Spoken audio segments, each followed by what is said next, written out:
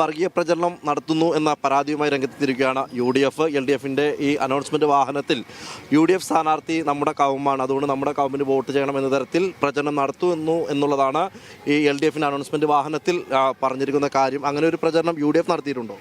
UDF അത്തരത്തിൽ യാതൊരു പ്രചരണവും നടത്തിയിട്ടില്ല. മാത്രമല്ല, ഞങ്ങളെ സംബന്ധിച്ചിടത്തോളം അത്തരത്തിലുള്ള പ്രചരണം നടത്തുകയല്ലല്ലോ വേണ്ടത്.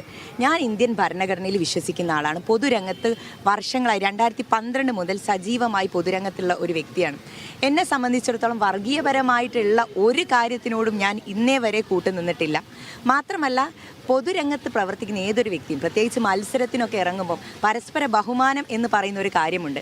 അതിനപ്പുറത്തേക്ക് ഇത്തരത്തിൽ വ്യാപകമായിട്ട് പ്രചരണം നടത്തുന്ന ആളുകളെ കേരളത്തിലുള്ള ജനങ്ങൾ തിരിച്ചറിയുന്നുണ്ട്. എന്തുകൊണ്ടായിരിക്കും LDF ഇങ്ങനെ പ്രചരണം നടത്തുന്നതിൻ്റെ ലക്ഷ്യം? തീർച്ചയായിട്ടും കഴിഞ്ഞ പാർലമെൻറ്റ് ഇലക്ഷനിലൊക്കെ നമ്മൾ കണ്ട കാര്യമാണ്.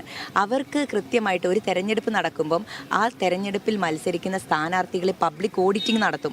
ഇവിടെ എന്തൊക്കെ വികസനങ്ങൾ കൊണ്ടുവന്നു, എന്തൊക്കെ കാര്യങ്ങൾ ചെയ്തു, അവരുടെ നിലപാട് എന്താണ് എന്നുള്ള പബ്ലിക് ഓഡിറ്റിംഗ് നടത്തുമ്പം അത് സഹികെടാതെ അല്ലെങ്കിൽ അതിന് ക്ഷമയില്ലാതെയാണ് ഇത്തരത്തിലുള്ള ആരോപണങ്ങൾ അവർ ഉയർത്തുന്നത് എന്നാണ് ഞാൻ മനസ്സിലാക്കുന്നത്. വടകരയിൽ തിരിച്ചടിയായതാണ് LDFന്, അതുപോലെ ഇതും തിരിച്ചടിയാകുന്നതാണ്. 100%. നിങ്ങൾക്ക് കേരളത്തിലുള്ള അല്ലെങ്കിൽ പ്രത്യേകിച്ച് വിശിഷ്യ, ഞാനിപ്പോൾ പാർലമെൻറ്റ് ഈ പേരാമ്പ്ര നിയോജക മണ്ഡലത്തിലാണല്ലോ നിൽക്കുന്നത്. ഇത്രയും കാലമായിട്ടും ഇടതുപക്ഷത്തിന് ഇവിടെയുള്ള വോട്ടർമാരെ മനസ്സിലായില്ലേ?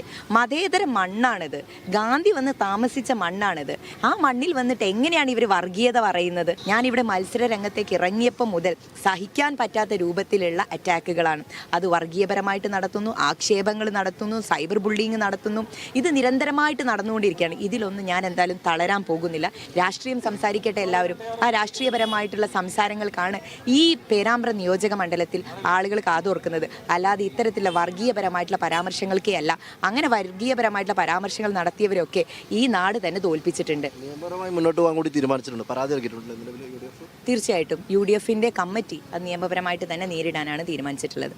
ഇത്തരം പ്രചരണങ്ങളെ നിയമപരമായി നേരിടുക എന്നുള്ളത് തന്നെയാണ് UDFിൻ്റെ ലക്ഷ്യം എന്നുള്ളതാണ് ഫാത്മ തെഹ്ലിയ, UDFിൻ്റെ പേരാമ്പ്രയിലെ സ്ഥാനാർത്ഥി, പറയുന്നത്.